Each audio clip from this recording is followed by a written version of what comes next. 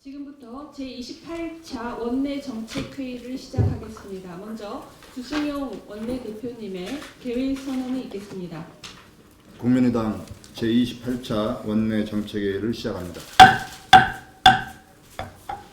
주승용 대표님의 모두 발언이 있겠습니다. 헌재에 대한 대통령 변호인단의 비이성적 발언이 도를 넘고 있습니다. 어제 헌재는 대통령 대리인단의 변론과 법적 모독에 대해서 강력하게 헌재는 경고했습니다. 그럼에도 김평우 변호사는 헌재에 대해서 국회 측 대변인이라는 등 탄핵 인용 시 내란이 날 것이다 라는 등 헌법재판소가 자멸의 길로 접어들었다는 등의 협박과 막말을 쏟아냈습니다. 무법천지에서 탈법과 권력을 휘둘러 온 국정농단 세력과 변호인단의 형태가 똑같습니다. 구분이 안 될 정도입니다. 이러한 상황에서 자유한국당을 비롯한 범보수 진영은 대통령 자진 사퇴 카드를 꺼내들었습니다. 박 대통령은 탄핵 초기 국민들과 야당의 질서 있는 퇴진 요구를 거부한 채 일방적으로 자기의 결백만을 주장해 왔습니다. 국정농단에 대한 검찰과 특검 수사에 성실히 임하겠다는 약속을 저버렸고 청와대 압수수색도 거부했습니다. 이제 와서 사법처리 면제를 조건으로 하는 자진 사퇴론을 흘리는 것은 특검 연장 이유를 소멸시키고 3월 13일 이전 헌재 심판 결정일도 넘기려는 얄팍한 술수에 불과합니다. 원칙과 근본이 흔들린 답은 정답이 아닙니다. 자진 사퇴 여부와 무관하게 박근혜 대통령과 비선 실세들은 끝까지 그 죄를 물어 엄하게 처벌해야 할 것입니다. 빚내서 집사라던 박근혜 정부의 부동산 정책이 결국 사상 최대 규모의 가계부채가 되어 돌아왔습니다. 전체 부채 규모와 증가 속도가 역대 최대 기록을 갱신한 것이었습니다. IMF까지 우리 가계부채의 위험을 경고하고 있습니다. 반면 소득은 제자리를 맴돌고 있습니다. 실업률은 치솟고 취업률은 바닥을 치는 악순환의 연속입니다. 소득은 그대로인데 부채는 늘어나니 소비가 위축되고 우리 경제는 절벽 끝으로 내몰리고 있습니다. 박근혜 정부에서 시행된 초이노믹스는 최경환 전 부총리가 아니라 최순실의 초이노믹스였습니다. 특검이 정호성 비서관에게서 압수한 녹음 파일을 들어보면 최순실은 박근혜 후보에게 가계부채 해결과 부동산 거래 활성화를 강조하라고 말했습니다. 결국 빚내서 집사라는 부동산 정책은 경제 전문가도 아닌 최순실이 만들어낸 가능성이 제기되고 있습니다. 진상규명이 반드시 이루어져야 할 것입니다. 우리 국민의당은 가계부채를 해결하고 집값 안정을 위한 경제 대책을 착실하게 강구해 나가겠습니다. 우리 국민의당은 야4당 원내대표가 특검법 통과를 위해서 적극적으로 나서자고 제안했습니다. 그 결과 오늘 제가 제안을 해서 오전에 10시 30분 야당 원내대표들이 정세균 국회의장을 항의 방문합니다. 특검법 직권상정을 요구하기로 했습니다.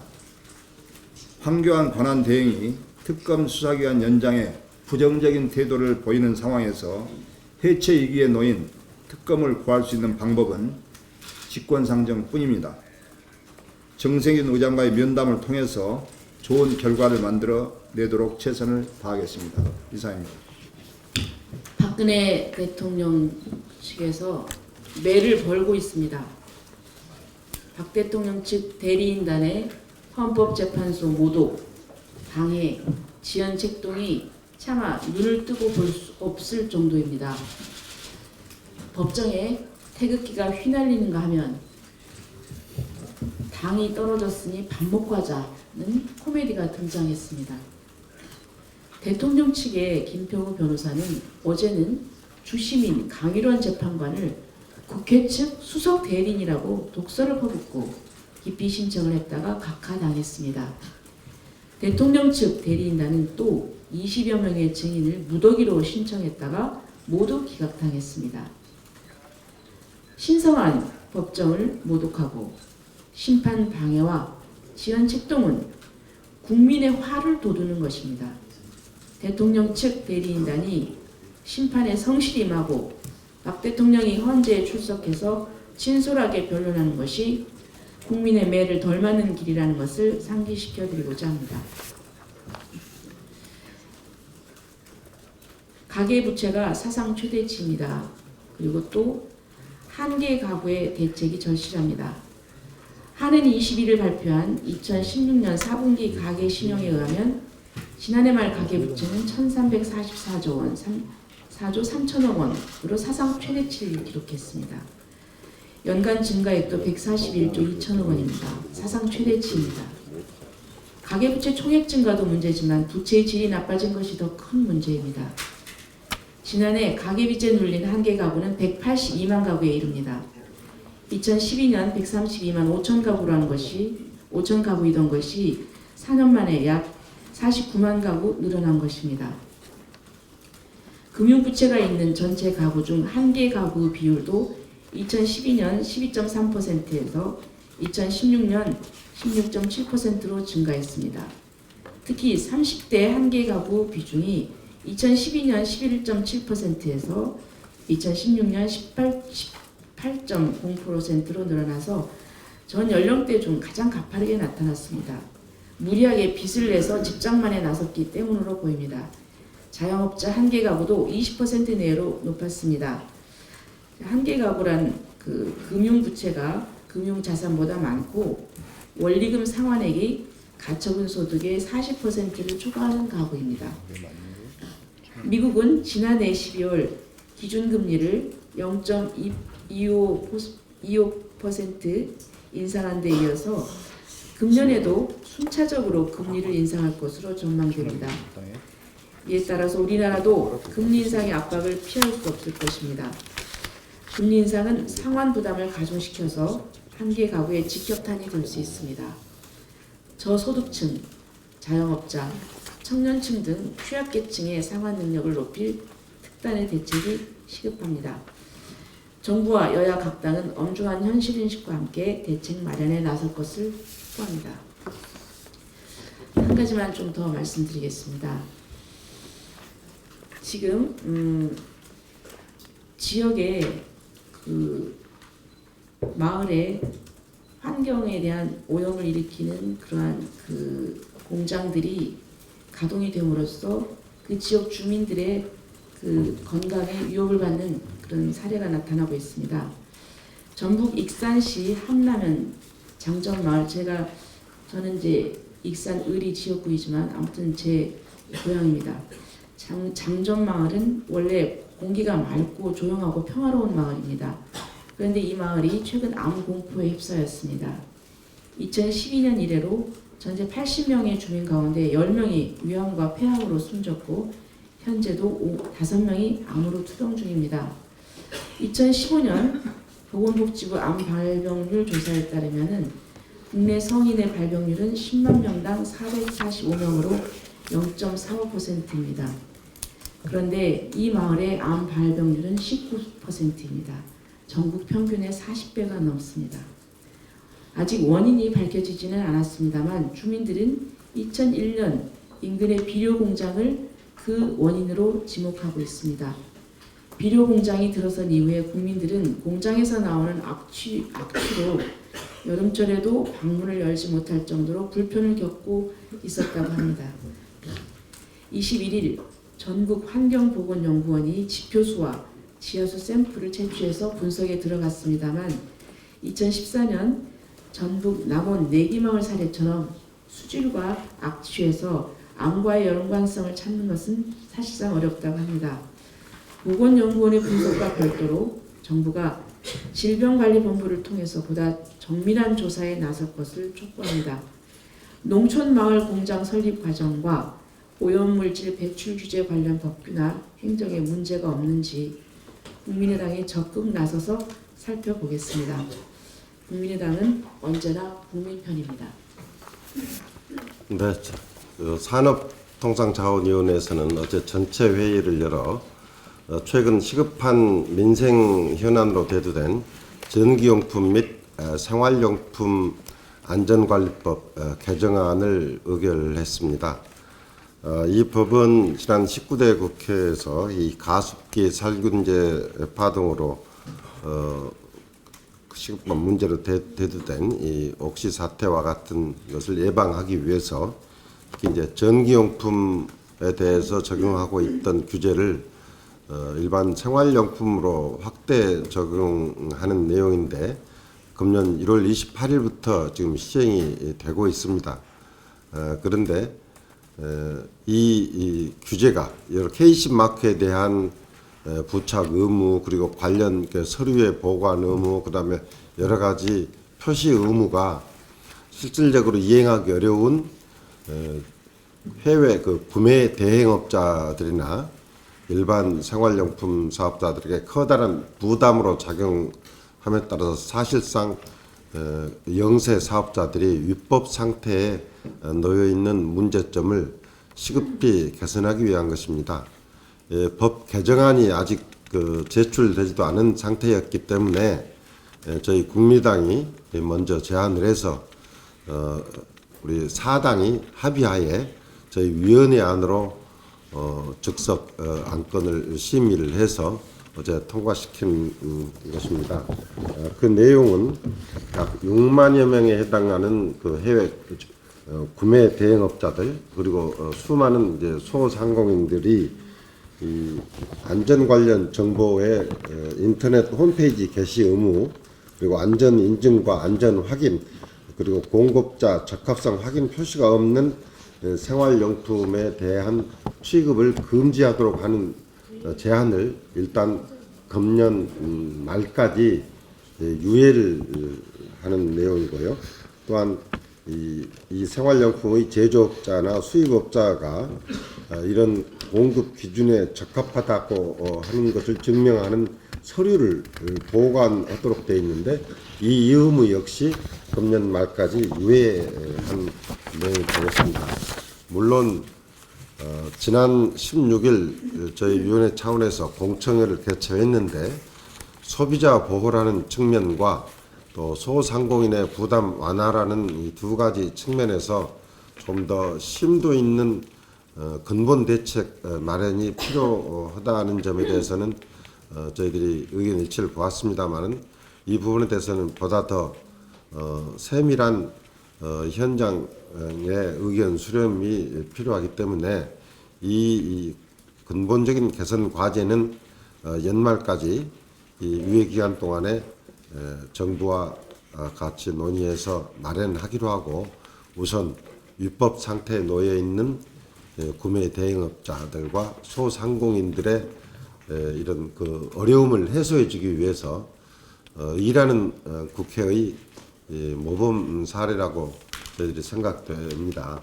사당이 이 부분에 대해서는 아주 머리를 맞대고 의견의 일치를 봐서 위원회 차원에서 대안을 만들어서 이분들의 어려움을 해소하는 법 개정안을 어제 통과시켰다 하는 말씀을 드리겠습니다.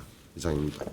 네, 오늘과 3월 2일 임시국회 본회의가 열립니다. 여야 사당이 개혁 입법 처리를 위해서 그동안 수차례 회동을 통해서 논의를 해왔지만 쟁점 법안의 국회 처리가 여전히 불투명한 상황입니다. 특히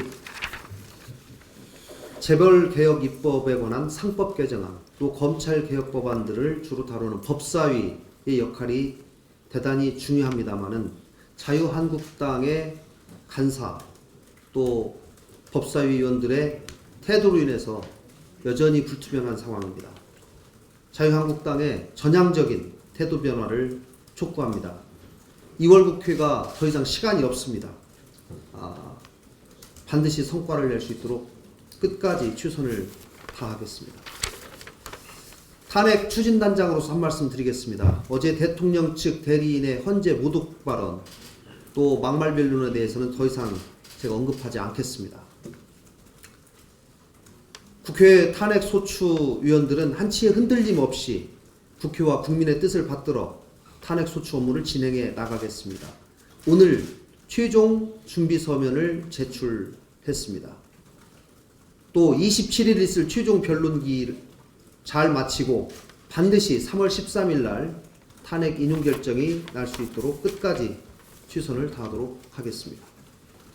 한 가지만 더 말씀드리겠습니다. 정부는 한진해운 파산 사태에서 교훈을 얻어서 현대중공업 군산조선소 정상 운영을 위한 대책을 마련해야 합니다.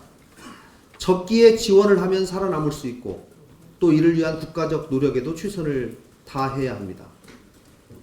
한진해운 파산 이후 해운사 중 원톱이 된 현대상선이 연내 초대형 원유 운반선 5척, 중소 컨테이너선 5척 등을 정부가 지원하는 선박 건조 프로그램을 통해서 발주할 예정이라고 합니다. 정부가 발주하는 물량이니만큼 의지가 있다면 충분히 군산조선소에 배정할 수 있을 것입니다. 시간이 별로 없습니다. 오는 6월이면 도커가 폐쇄될 운명에 처해 있습니다. 지금이 군산조선소의 지속적인 가동을 통한 지역경제 재생의 마지막 골든 타임입니다. 정부의 전향적인 태도를 다시 한번 촉구합니다. 이상입니다. 헌법재판의 권능을 침탈하려는 시도는 중단되어야 합니다. 권력의 맛에 깃들여진 일부 법률가들의 헌법 침탈 행위가 도를 넘고 있습니다. 박 대통령에 대한 탄핵의 출발점이 바로 헌법 훼손에서 비롯되었음은 그 누구보다도 더 잘 알고 있는 대통령 측 법률 대리인단이 이제 헌법을 침탈하고 헌법재판마저 권력의 입맛대로 좌지우지하려는 꼼수를 부리고 있습니다. 권력의 시녀로서 법을 인식하는 법률가의 전형이 아닌가 참으로 안타까울 뿐입니다.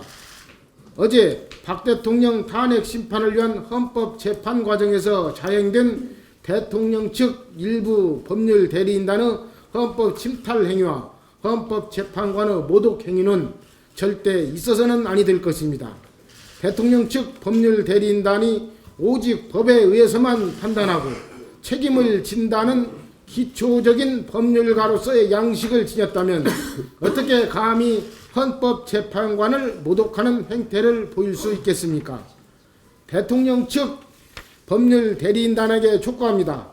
부디 마지막 변론 기일에서만이라도 법률가로서의 기초적인 양심으로 돌아가 헌법재판관에 임하는 법률 대리인단의 치열함과 헌법 가치를 드높이는 변론을 통해서 헌법재판의 효용성을 증대시키고 더 나아가 헌법재판의 법 형성에 기여하십시오.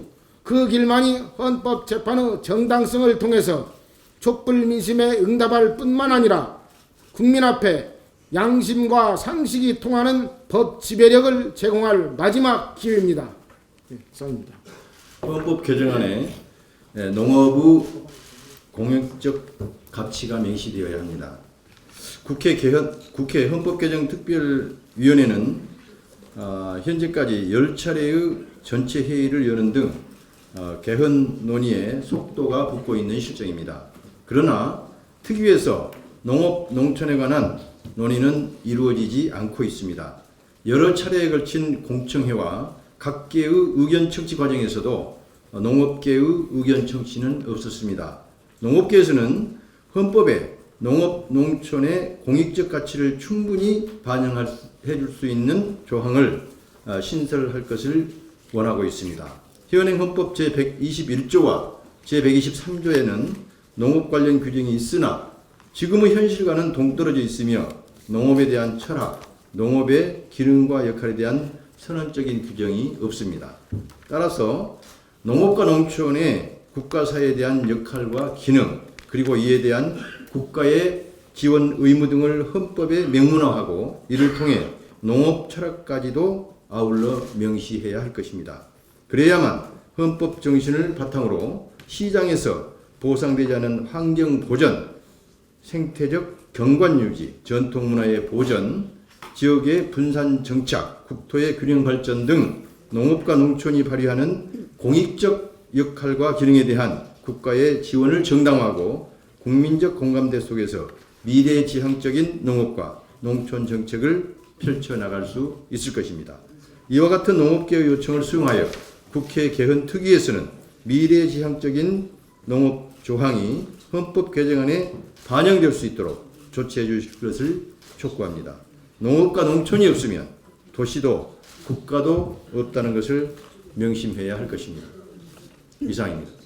2016년 1월 폭설과 강풍으로 인한 제주공항 마비 사태 당시 약 9만여 명이 제주공항에 발이 묶였고 이후로도 잦은 기상이변 등으로 항공기 결항, 지연이 일상화되고 있습니다. 이러한 문제를 해결하고 국토 균형 발전을 위해서 목포 제주 간 해저터널 건설이 반드시 필요한 것입니다. 그 시작으로 여야 의원 91명이 찬성한 호남 고속철도 2단계 사업 조기 완공 및 목포 제주 간 해저터널 건설 촉구 결의안이 지난해 12월 22일 국토교통위 전체 회의를 통과했습니다. 그러나 일부 타당 의원들의 이견으로 인해서 호남 고속철도 2단계 사업 조기 완공 결의안과 분리하여 추진하게 되었습니다. 목포 제주 해저터널은 호남뿐만 아니라 제주도민의 70%가 찬성하고 있습니다.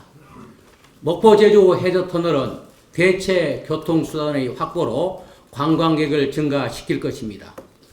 목포 제주 간 해저터널 건설을 통한 서울 제주 간 KTX 개통은 항공의존 탈피, 제주 및 호남 경제 활성화, 일자리 증가, 국토 균형 발전에 크게 기여할 것입니다. 서울 제주 간 KTX의 대선 공약화가 필요한 이유입니다. 이상입니다. 어제 일본이 거짓 독도의 날인 타케시마의 날 행사에 5년 연속 차관급 정부 인사를 파견했다고 합니다. 그저께는 정부 대변인격인 황방장관이 독도 영유권을 주장하기도 했습니다. 뿐만 아니라 올해부터 일본 초중교과서 학습 지도 요령에 독도가 일본 땅이라고 명기하는 등 야욕이 날로 노골화되고 있습니다. 일본이 위안부 강제 동원의 역사적 과오를 세우기 위해 영토 분쟁에 더욱 적극 나서고 있는 것입니다. 이렇듯 일본이 조작된 논리로 과거사를 부정하려 시도하고 있지만 우리 정부의 대처는 매우 소극적입니다. 일부 지방자치단체와 시민단체만이 우리 주권의 상징이자 고유 영토인 독도를 지키고 일본의 망언에 대항하는 목소리를 내고 있는 실정이 안타깝습니다. 일본 정부가 아무리 수작을 부려도 위안부 강제 동원은 역사적 사실이고 독도가 우리의 고유 영토라는 것이 영원불변의 사실이지만 정부가 독도 수호에 대한 책임을 망각해서는 안 될 것입니다. 일본 정부의 독도 도발에 대한 강력하고 단호한 조치가 필요하며 외교 역량을 모아 일본의 독도 영유권 주장의 부당함을 국제사회에 적극 알릴 것을 정부에 촉구합니다. 이상입니다. 내란과 시가전이 날 수 있다. 아스팔트가 피로 물들 수 있다. 국회가 야쿠자냐. 이런 얘기가 김평수 변호사, 박근혜 대통령 측 대리인 변호사의 입에서 나왔습니다. 일개 변호사가 안하무인이 되어서 헌재를 능멸 협박하고 국회를 모욕하고 국민을 우롱하고 있습니다. 대통령 측은 탄핵 심판을 정치 정략화하여 국민을 분열하려는 작태를 당장 멈출 것을 경고합니다. 헌재의 탄핵 인용을 코앞에 두고 자포자기하는 심정으로 최후 반발을 하고 있는 것으로 보입니다만 인용을 뒤집기 위한 어떠한 묘수도 없다는 것을 알아야 합니다. 대통령 측은 헌재 심판을 엎드려 기다리고 그 결과에 승복할 것을 촉구합니다. 지난해 총 출생아 수가 40만 6,300명으로 전년보다 3만 2,100명이 줄어 역대 최저치를 기록했다고 발표했습니다. 여성 한 명이 평생 낳을 것으로 예상되는 평균 출생아 수, 즉 합계 출산율도 1.17명으로 전년 대비 0.07명이 줄어들었습니다. 우리나라 합계 출산율은 2005년 1.08명으로 최저치를 기록한 이후 2015년 1.24명으로 미미하게 상승 추세였으나 다시 감소세로 전환된 것입니다. 정부의 다양한 저출산 정책이 사실상 실패했다고 평가할 만합니다. 특히 저출산 정책의 로드맵 역할을 하는 저출산 고령사회 기본계획의 허구성을 지적할 수밖에 없습니다. 정부는 합계 출산율 최저치를 기록한 2005년 다음 해인 2006년부터 제1차 저출산 고령사회 기본계획을 시행하고 있습니다. 기본계획은 5년 단위로 수립되며 현재는 3차 기본계획의 시행기간입니다.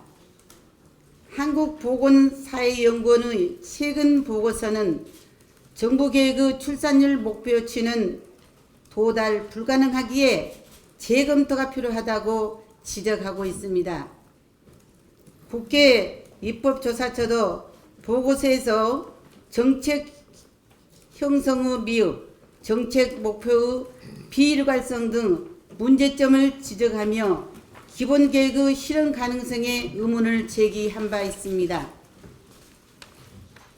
인구 절벽을 향해 달려가는 우리나라의 현실을 감안할 때 정부가 가장 심혈을 기울여야 하는 정책 과제가 저출산 고령사회 기본계획이라고 해도 과언이 아닙니다. 허황된 목표치만 제시하는 기본계획을 이제라도 파기하고 실현 가능한 저출산 정책의 로드맵을 다시 그려야 합니다. 저를 포함한 전문가들이 제기하는 저출산 고령사회 기본계획의 허구성 지적에 정부는 출산 정책 실패를 인정하고 계획을 전면 재수립해야 합니다. 정부는 성공의 시작은 실패를 인정할 때 가능하다는 보편적 진리를 잊지 말기 바랍니다. 이상입니다. 이상으로 공개회의를 마치고 회의를 비공개로 전환하겠습니다. 언론인 여러분의 협조 바랍니다.